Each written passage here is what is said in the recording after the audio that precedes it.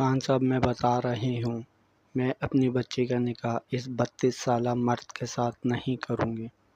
اتنے ہی اگر ہم بوجھ بن گئے ہیں تو میں اپنی بچی لے کر چلی جاتی ہوں۔ الماس بیگم غصہ ہوتے بولیں۔ الماس بیگم ہماری بات ٹھنڈے دماغ سے سنیں، بہت اچھا رشتہ ہے، ہماری زری راج کرے گی۔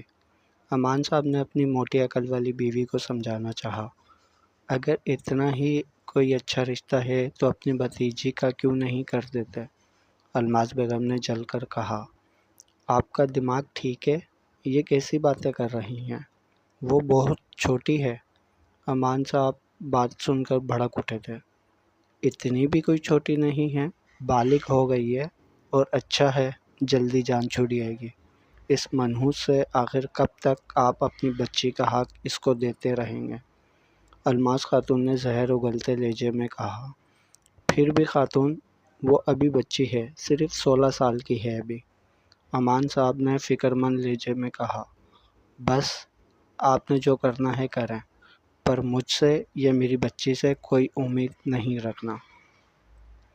کیا ہو گیا ہے بیگم؟ شادی کے بعد وہ لندن چلی جائے گی، ذرا سوچیں۔ امان صاحب نے پھر کوشش کی، آپ انہیں منع کیوں نہیں کر دیتے؟ الماس خاتون نے مشورہ دیتے ہوئے کہا، ایسے کیسے منع کر دوں؟ میرے خاندان کے بہت احسانات ہیں مجھ پر۔ آپ پر ہیں نا، مجھ پر نہ میری بیٹی پر۔ الماس بیگم نے صاف ہاتھ اٹھاتے کہا، کیسے منع کروں؟ ان کا ہی دیا ہوا ہے سب، جو آج اس قابل ہوں کہ انہوں نے خود ہم سے رشتہ مانگا ہے۔ تو پھر کر دو پریزے کا نکاح، دیر کس بات کی ہے؟ اور ویسے بھی انہوں نے رشتہ تو ہمارے خاندان سے ہی کرنا ہے، تو زری کے بجائے پری کیوں نہیں؟ الماس خاتون نے صوفے سے اٹھتے کہا اور کمرے سے نکل گئی۔ پیچھے امان اللہ خان سر دونوں ہاتھوں میں تھام گئے۔ پھر اماں کیا کہا تم نے ابا سے؟ الماس خاتون اس وقت زرشال کے کمرے میں موجود ہیں۔ کیا کہنا تھا؟ میں نے تو صاف کہہ دیا کہ میں نہیں کروں گی اپنی بچی کی، اگر کرنی ہے تو پری کی کر دیں۔ الماس بیگم نے بتاتے ہوئے کہا، پر اماں پری نہیں ہو سکتی۔ زرشال نے چونک کر کہا، کیوں؟ وہ کیوں نہیں ہو سکتی؟ الماس بیگم نے جل کر کہا، اماں خدا کا خوف کرو، وہ تو چھوٹی ہے ابھی۔ زری نے فکر مند ہوتے کہا، اچھا اگر اس کی اتنی فکر ہے تو کل اس کی جگہ تم کر لو نکاح۔ نہیں بھائی، ابھی میں نے نہیں کرنی اس انکل سے، تم پری کا ہی کر دو۔ زری نے فوراً بات بدلی، تو بس، تو اپنی بکواس بند رکھ۔ زری، امان صاحب کمرے میں داخل ہوئے۔ جی ابا، زری کھڑے ہوتے بولی، پری کو جا کر سمجھا دو، کل اس کا نکاح ہے۔ امان صاحب نے ایک کڑی نظر الماس خاتون پر ڈالتے کہا اور کمرے سے چلے گئے۔ جی ابا، میں بتا دیتی ہوں، زرشال کہہ کر کمرے سے نکل گئی۔ شکر ہے جو اس کرم جلی سے جان چھوٹے گی، الماس بیگم دونوں ہاتھوں کو آپس میں رگڑتے ہوئے بولی۔ پریزے، زرشال نے اسٹور روم میں داخل ہوتے کہا۔ جی اپیا، اس نے کتاب سے جھانکتے کہا۔ نیلی گیری آنکھیں جو اس وقت کاجل سے لبریز تھیں، چھوٹی سی ناک جو سردی میں لال ہو رہی تھی، بھرے بھرے ٹماٹر جیسے گال، خوبصورت گلابی ہونٹ، براؤن بال جو گھٹنوں سے نیچے تھے۔ اس وقت وہ چوٹی میں مقید تھے۔ دودھیا رنگت جس میں ہلکی سرخی نمایاں تھی، وائٹ ڈھیلی شرٹ کے ساتھ پنک ٹراؤزر میں ملبوس تھی۔ کیا کر رہی ہو؟ زرشال پاس بیڈ پر بیٹھتے بولی۔ ناول پڑھ رہی ہوں۔ پریزے نے ناول کی طرف اشارہ کر کے کہا۔ کون سا ہے؟ زرشال نے پوچھا۔ نمل ہے اپیا، آپ کو پتہ ہے اس کا ہیرو اتنا ہینڈسم ہے، اس کا نام نا فارس غازی ہے، اور اتنی اچھی کہانی ہے قسم سے میں آپ کو کیا بتاؤں۔ پری کی گاڑی ایک دفعہ پھر شروع ہو چکی تھی۔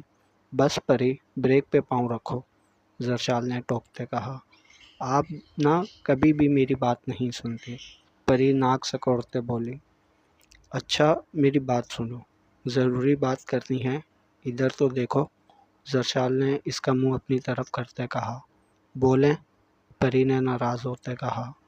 ابا نے کہا ہے کل تمہارا نکاح ہے تو اپنے کپڑے پیک کر لو، کل ہی تمہاری رخصتی بھی ہے، زرشال نے بتایا۔ پر اپیا وہ تو جب بڑے ہوتے ہیں تب ہوتا ہے نا، میں تو ابھی چھوٹی ہوں۔ پری نے اپنا ننھا دماغ چلتے کہا۔ جی پر ابا نے کہا ہے تو تم تیاری کر لو۔ زرشال کو سمجھ نہ آیا کہ کیا کہے، اس لیے یہ کہہ کر اٹھ گئی۔ گڈ نائٹ جان کہہ کر زرشال کمرے سے نکل گئی۔ پیچھے پری اپنے کام میں مصروف ہو گئے، اس سب سے انجان کہ آنے والا کل اس کی زندگی میں کیا بدلاؤ لانے والا ہے۔ صبح کا سورج آج بہت اداس طلوع ہوا تھا۔ امان صاحب کے گھر آج روز سے زیادہ ہلچل تھی۔ نکاح جمعے کی نماز کے بعد طے پایا تھا۔ احسان صاحب چند گواہان اور میر اصلان کے جگری دوست احمد خان کے ساتھ موجود تھے، کیونکہ نکاح آن لائن پڑھایا جانا تھا۔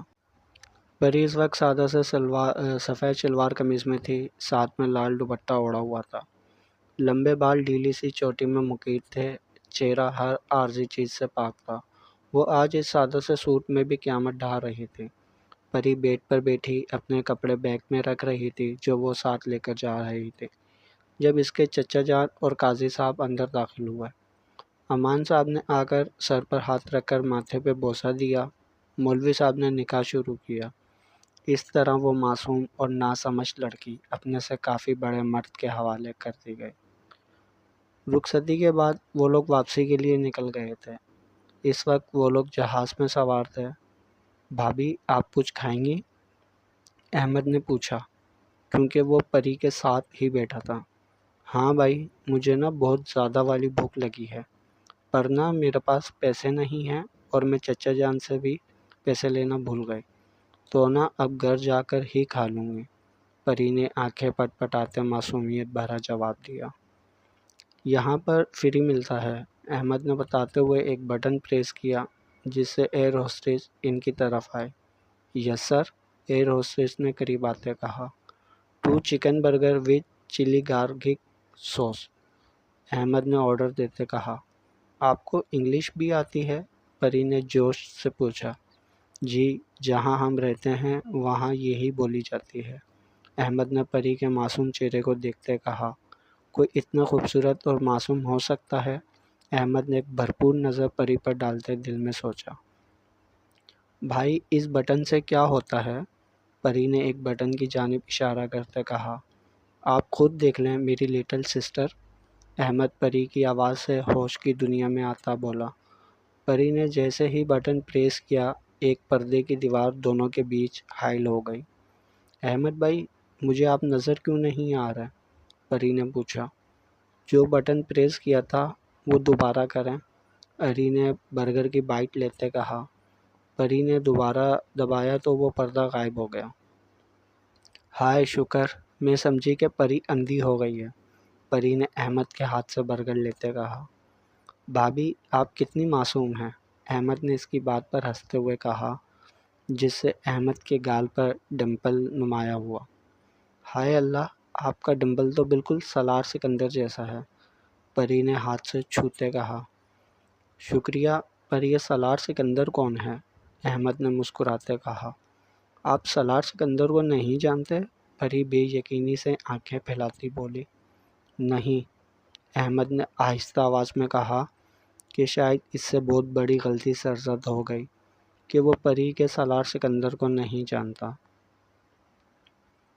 عمر جہانگیر، جہاں سکندر، فاتح بن رامزل، فارس غازی۔ پری نے اپنے سارے پسندیدہ ہیروز کے نام لے لیے، پر احمد کا سر صرف نام میں ہلا۔ بھائی، پری نے کڑے تیوروں سے گھورتے کہا۔ سوری یار، پر سچی میں فلمیں یا ڈرامے نہیں دیکھتا، احمد نے پری کے گال کھینچتے ہوئے کہا۔ بھائی یہ کوئی فلموں کے ہیرو تھوڑی ہیں، پری نے منہ بناتے کہا۔ پھر؟ احمد نے تجسس سے پوچھا۔ یہ ناول کے ہیرو ہیں، پری نے ماتھے پہ ہاتھ مارتے کہا۔ او اچھا، میں سمجھا کہ کوئی ہیرو ہے، احمد نے ایزی ہوتے کہا۔ جی، پری نے منہ کے زاویے بگڑتے کہا۔ احمد نے بھی سیٹ سے ٹیک لگا لی۔ اس کو دیکھتے پری نے بھی سر سیٹ کی پشت سے ٹکا لیا اور باتیں کرنے لگے۔ پری نے جنت کے پتوں سے لے کر آب حیات اور پیر کامل تک کی ساری داستانیں احمد کو سنا ڈالیں، اور احمد بھی بس اتنا ہی کہہ رہا تھا، اچھا، پھر اور اسی طرح باتوں میں ان کا سفر گزر گیا، اور ایئرپورٹ پر اتر کر پری کے نان اسٹاپ اسپیکر کو بریک لگی۔ ان کی وائٹ کرولا ایک عالیشان بنگلو کے آگے آ کر رکی۔ گارڈ نے بھاگ کے گاڑی کا دروازہ کھولا۔ احسان صاحب گاڑی سے اتر کے اندر کی جانب بڑھ گئے۔ پیچھے ہی احمد کا ہاتھ تھامے پری بھی ان کے پیچھے چل دی۔ پری سر گھما گھما کے پورا گھر دیکھ رہی تھی۔ وہ گھر اندر سے بھی اپنی مثال آپ تھا۔ خوبصورت نفیس فرنیچر، در و دیوار پہ دلکش خوبصورت مناظر، ہر چیز اعلیٰ قسم کی تھی۔ امپورٹڈ شو پیس اور فانوس۔ وہ گھر شہزادیوں کا محل لگ رہا تھا۔ بھائی، یہ اتنا خوبصورت گھر کس کا ہے؟ پری نے ستائشی انداز میں کہا۔ جاؤ بیٹا، آپ بوا کے ساتھ جاؤ اور کمرے میں جا کر آرام کرو، احسان صاحب نے بوا کی طرف اشارہ کرتے کہا۔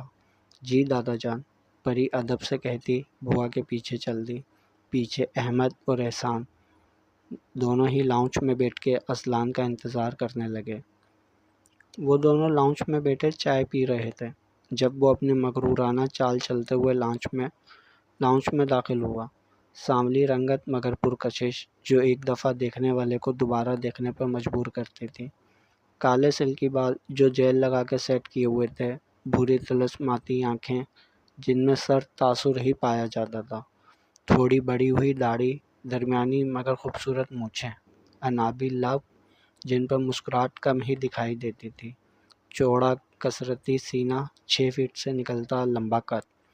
اس وقت بلیک پینٹ کوٹ میں وہ نظر لگ جانے کی حد تک خوبصورت لگ رہا تھا۔ السلام علیکم دادا جان، آگے بڑھ کر احسان صاحب کے گلے لگتے بولا۔ کیسا ہے میرا شیر؟ احسان صاحب نے شانے پر تپکی دیتے کہا۔ الحمدللہ دادا جان، اذلان نے ہاتھ پہ بوسہ دیتے کہا۔ کیسے ہو جگر؟ احمد نے کھینچتے ہوئے گلے لگایا۔ تم سناؤ، کیسی رہی آبزرویشن تمہاری؟ اذلان نے احمد کو آنکھ مارتے کہا۔ ہلکے یار، دادا جان نے سن لیا نا تو خیر نہیں میری، احمد نے کان میں سرگوشی انداز میں کہا۔ یار مزہ نہیں آیا سچی تیرے یار کو، کوئی ایک ہو جو کام کی ہو، بس بھابھی کے علاوہ۔ پٹاخہ ہیں بھابھی تو، احمد نے آنکھ ونک کرتے کہا۔ میرے لیے تو یہاں کی گوریاں ہی ٹھیک ہیں، احمد نے ہاتھ جلتے کہا۔ صدقہ لانتی انسان ہے تو، اذلان نے کندھے پہ موقع جڑتے ہوئے کہا۔ مجھے تو یہ سمجھ نہیں آتی کہ لڑکے کو ہمیشہ لڑکیاں خوبصورت ہی کیوں چاہیے ہوتی ہیں، اذلان نے احمد پر طنز کرتے ہوئے کہا۔ او hello mister X Y Z, ہر لڑکا ایک جیسا نہیں ہوتا، احمد نے اپنا دفاع کرتے بولا۔ ہاں، کچھ تم جیسے بھی ہوتے ہیں، نیرے پھٹے منہ، اذلان نے ہاتھ سے احمد کا منہ پکڑتے ہوئے کہا۔ تجھ جیسے کمینے دوست ہو تو بندے کو دشمن بنانے کی کیا ضرورت ہے، احمد نے جلتے ہوئے کہا۔ ہو گئی شروع تم دونوں کی، احسان صاحب تنگ آتے بولے۔ جائیں دادو، آپ ریسٹ کریں، اس کی تو بکواس ختم نہیں ہوگی، پھر کھانے پر ملاقات ہوتی ہے، اذلان نے اٹھتے ہوئے کہا۔ ہاں چلو، میں بھی ریسٹ کروں، پہلے تمہاری بیوی نے دماغ کھایا، اب تم، احمد بیزار ہوتے ہوئے بولا۔ سیریسلی دماغ ہے تمہارے پاس؟ اذلان نے طنز کرتے کہا۔ جا معاف کی گستاخی، کیونکہ ابھی بادشاہ سلامت کا موڈ نہیں ہے تمہیں ڈانٹ دینے کا، احمد کہتا گیسٹ روم کی جانب بڑھ گیا۔ اپنے گھر جا کر آرام کرنا، اذلان نے باہر کی طرف اشارہ کرتے کہا۔ کیا کہا؟ احمد نے تصدیق کرتے پوچھا۔ کیوں، کان پاکستان چھوڑ آیا ہے؟ اذلان نے تنگ کرتے کہا۔ یار تیری شادی کو ابھی پورا ایک دن نہیں ہوا اور تو اتنا بدل گیا ہے، کچھ ٹائم کے بعد تو بھول جائے گا کہ کون احمد، احمد نے سیریس ہوتے کہا۔ ہاں، برا وقت جتنا جلدی ہو انسان کو بھول جانا چاہیے، اذلان نے نارمل انداز اپناتے کہا۔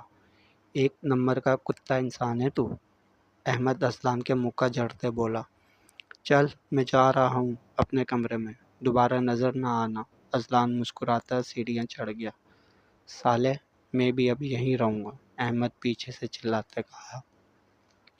بوا پری کو اذلان کے کمرے میں چھوڑ کے گئی تھی۔ جب سے پری پورے کمرے کا تفصیلی جائزہ لے رہی تھی۔ کمرہ بہت خوبصورت ڈیکوریٹ ہوا تھا۔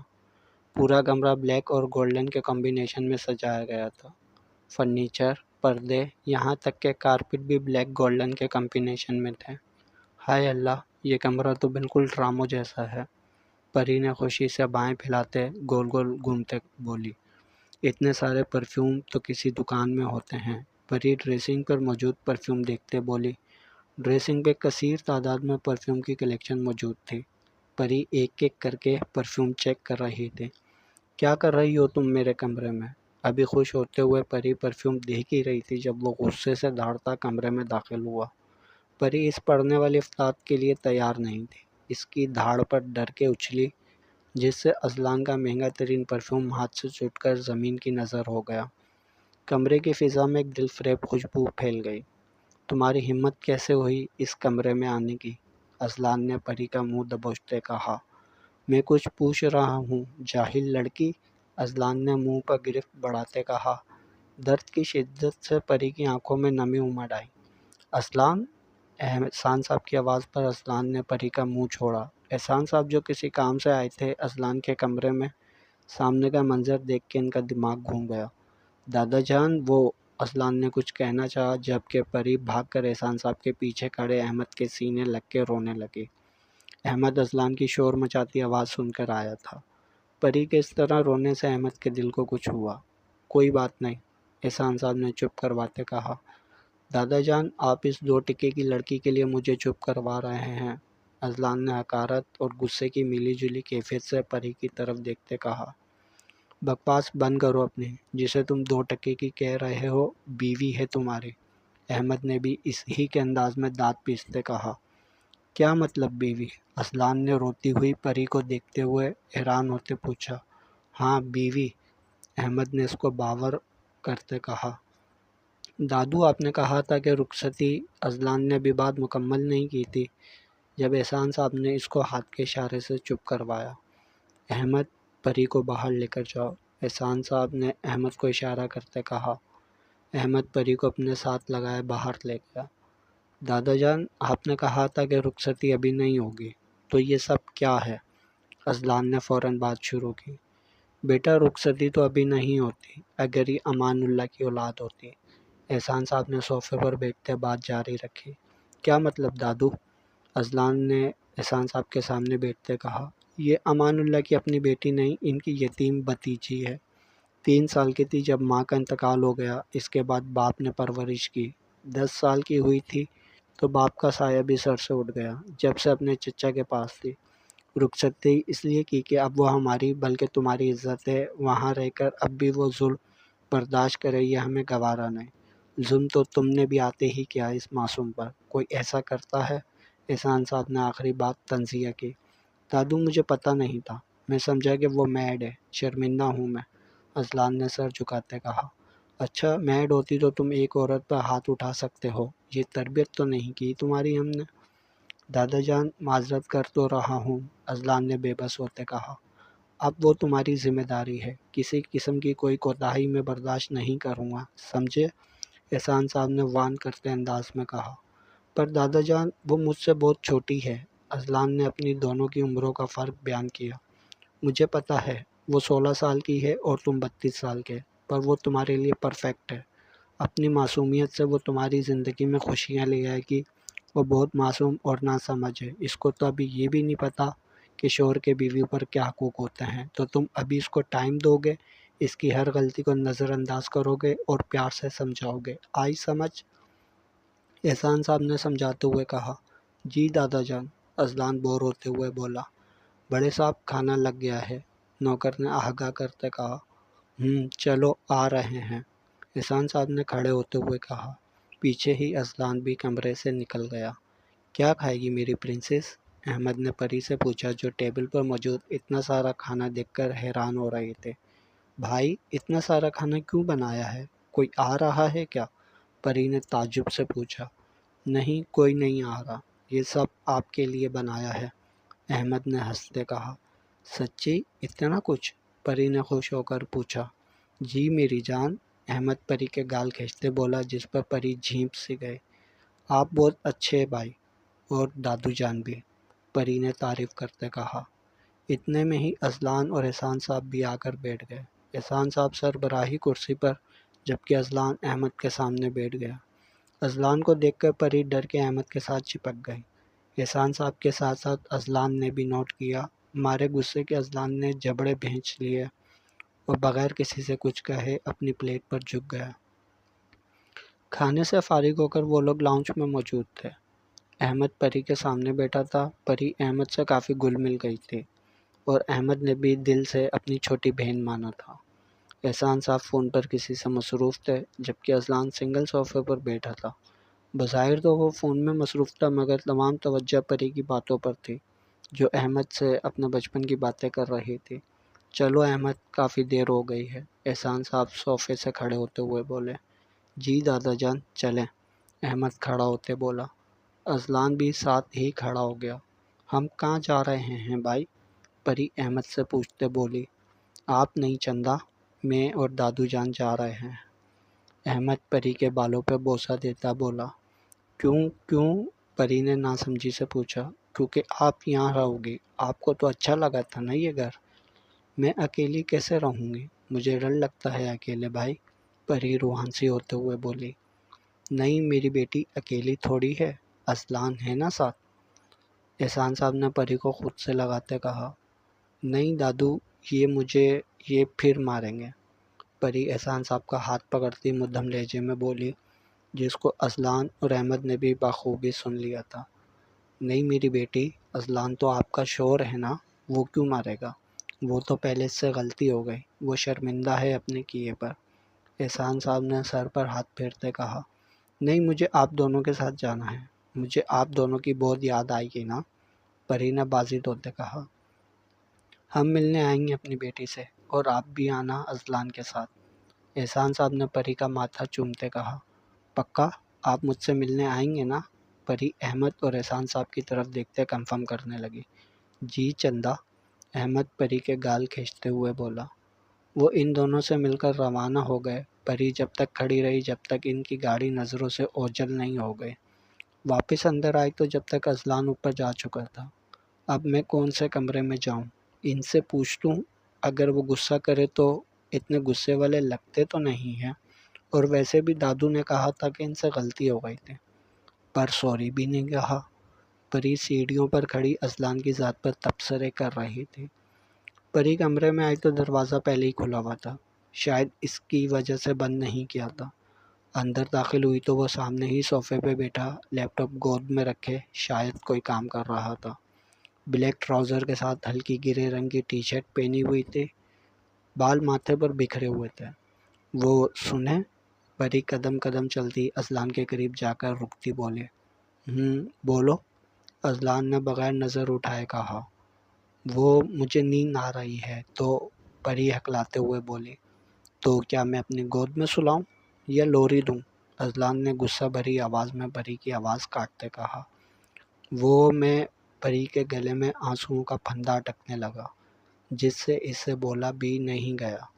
وہاں بیڈ پر جا کر سو جاؤ، اذلان نے بیڈ کی جانب اشارہ کرتے کہا۔ وہ بخوبی اس کی آواز میں نمی محسوس کر چکا تھا، اس لیے مزید کچھ نہیں کہا۔ پری آنسو صاف کرتی بیڈ کی جانب بڑھ گئی۔ سفر کی تھکان کی وجہ سے وہ جلدی سو گئی۔ اذلان ابھی بھی اپنے کام میں مصروف تھا۔ صبح پری کی آنکھ کھلی تو وہ کمرے میں اکیلی تھی۔ سامنے گھڑی کو دیکھا جو 1 کا ہنسا دے رہی تھی۔ اللہ اللہ، آج اتنی دیر ہو گئی پری تمہیں؟ جلدی سے خود سے کمفرٹ اتار کر بیگ میں سے کپڑے نکال کر واش روم میں چلے گئی۔ باہر نکلی تو لوز سی پنک ٹی شرٹ کے ساتھ بلیک جینس پہنی ہوئی تھی۔ بالوں کو برش کیا اور گیلے بال کمر پر ڈال دیے جو اس کے گھٹنوں تک آتے تھے۔ تیار ہو کر نیچے کچن میں آئی تو سامنے بوا کٹنگ بورڈ پر سبزی کاٹ رہی تھی۔ گڈ مارننگ بوا، پری سلپ پر بیٹھتے بولی۔ کیا کھاؤ گی ناشتے میں؟ بوا نے مسکراتے پوچھا۔ اب تو دوپہر ہو گئی ہے تو میں کھانا ہی کھا لوں گی۔ چلو جیسے تمہاری مرضی، ویسے دیر لگے گی، تمہیں بھوک تو نہیں لگی؟ ویسے بھوک تو لگی ہے، چلیں میں جب تک نماز پڑھ لیتی ہوں تب تک کھانا بھی بن جائے گا۔ پری کہتی ہوئی سلیب سے اتر گئے۔ چلو یہ ٹھیک ہے، تب تک تو بن جائے گا، بوا نے کہا اور پری کچن سے نکل گئی۔ پریزے بیٹا آ جاؤ، کھانا تیار ہے، بوا نے کھانا ٹیبل پر لگاتے کہا۔ آ گئی بوا، پری تیزی سے سیڑھیاں اترتے ہوئے بولی۔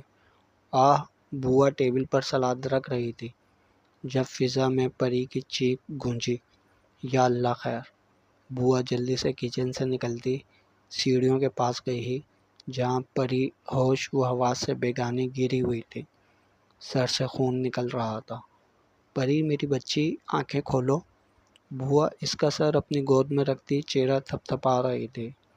رابرٹ، بوا نے دوسرے ملازم کو آواز دی، وہ بھاگتا ہوا آیا۔ جلدی سے کمرے میں لے کے چلو بیوی کو، اور ڈاکٹر کو فون بھی کرو۔